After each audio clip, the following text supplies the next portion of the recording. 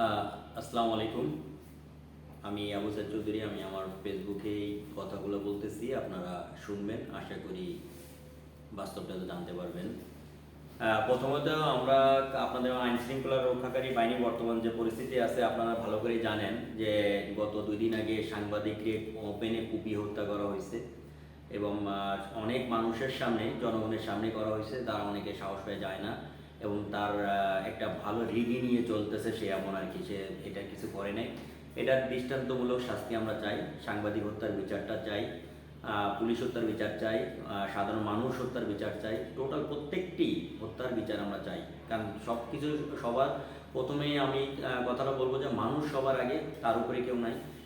উপরে আল্লাহ প্রথম সৃষ্টি করেছেন, তিনি বলেছেন মানুষ তার সর্বশ্রেষ্ঠ জীব।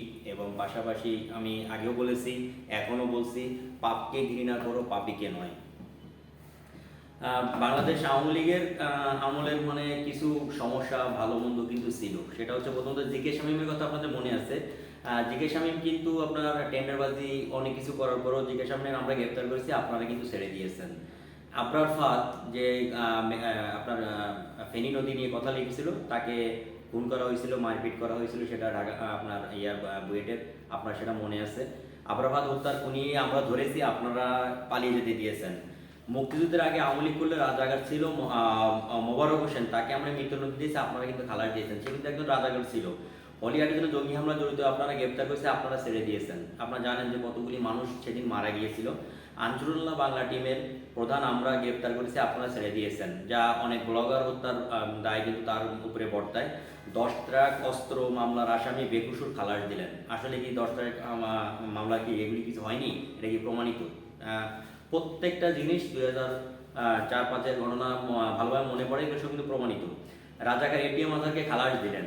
পিলখানা হত্যাকাণ্ডের বিচার আমরা করেছি, 17 খুনি বিডিআ সদস্য আপনারা ছেড়ে দিলেন। আপনারা কিন্তু টোটালি কিন্তু তাদের জামিন দিয়ে দিয়েছেন এবং ছেড়ে দিয়েছেন এমনভাবে তারা এটার বিচার কোনো মানে কিছু হলো না। তাহলে সেনাবাহিনী হত্যার বিচারটা কিন্তু হলো না। করোনায় রিজেন্ট শাহেদ, আপনার ভালো মনে আছে যে রিজেন্ট শাহেদের ব্যাপারটা বলি, যে সে ভুয়া রিপোর্ট বানাতো এবং ভুয়া রিপোর্ট এবং সে বড় বড় নেতা বলে টেলিভিশন টক শোতে আসতো, আপনাদের মনে আছে। সেই রিজেন্ট শাহেদকে আমরা ধরেছি, আপনারা কিন্তু ছেড়ে দিয়েছেন। মেডিকেল সার্টিফিকেট জালিয়াতির কারণে ডাক্তার সাবরিনাকে আমরা ধরেছি, আপনারা ছেড়ে দিয়েছেন। ডাক্তার সাবরিনা কিন্তু এখন ওপেনে চলে এবং গরুঘাটেও যায়, সে গরু কিনতে যায়।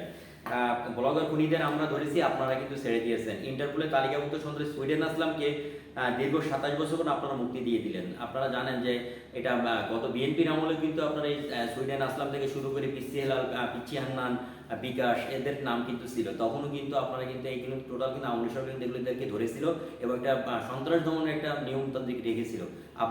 তাদেরকে আপনারা মুক্তি দিয়ে দিয়েছেন। যুগের যুগ যেসব শীর্ষ সন্ত্রাসী জেল খাটছেন, পিচ্চিলাল, শিবির নাসির, কিলার আব্বাস, জাকির খান, সবগুলো আপনারা ছেড়ে দিলেন। ছেড়ে দিয়েছেন তো দিয়েছেন, নারায়ণগঞ্জে এখন ত্রাস তৈরি করছে সেই জাকির খান, তার ভিডিও প্রমাণ অনেক কিছুই আমাদের কাছে আছে। 5 আগস্ট পর সবগুলো কারাগার খালি করে দিলেন। চোর, বাটপাট, দুর্নীতিবাজ, দাঙ্গাবাজ, সন্ত্রাস, জঙ্গি, ডাকাত কাউরে বাদ দিলেন না, সবগুলো বের করে দিলেন। আর নাম দিলেন নতুন বাংলাদেশ 2.0। আমি আবারও কথাটা বলি, নতুন বাংলাদেশ নাম দিলেন 2.0। এখন একটু হলেও বুঝি হাসিনা কাদের জন্য ফ্যাসিস্ট ছিল। গ্রেট যা বলেন সবই সঠিক এবং একমত। এবং আরেকটা কথা বলতে হয়, যদি আজকে আওয়ামী লীগের পতন না হতো বা জানাই হতো না দেশটা আওয়ামী লীগের।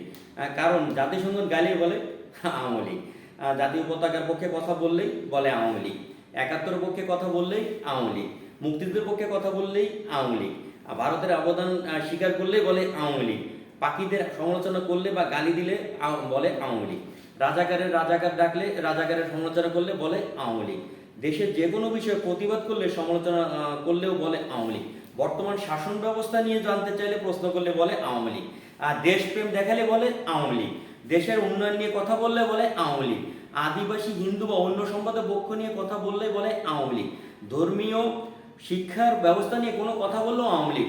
মোট কথা দেশের পক্ষে কথা বললেই আপনি আওয়ামী লীগ। সুতরাং দেশটি সত্যি কি আওয়ামী লীগের? এটাই তো প্রমাণ করার দরকার। যাক, ধন্যবাদ। আমি কথাগুলো বেশি বাড়াবো না। আওয়ামী লীগের আসলে আওয়ামী লীগের, বাংলাদেশটা আওয়ামী লীগের, অন্য কিন্তু কারণ না। এই কথাগুলি বললে যখন আওয়ামী লীগ হয়, তাহলে আওয়ামী লীগই ভালো, আওয়ামী লীগই সর্বশ্রেষ্ঠ, আওয়ামী লীগই সব কিছুর সর্বসেরা। ধন্যবাদ। ভালো থাকবেন, সুস্থ থাকবেন, নিরাপদে থাকবেন।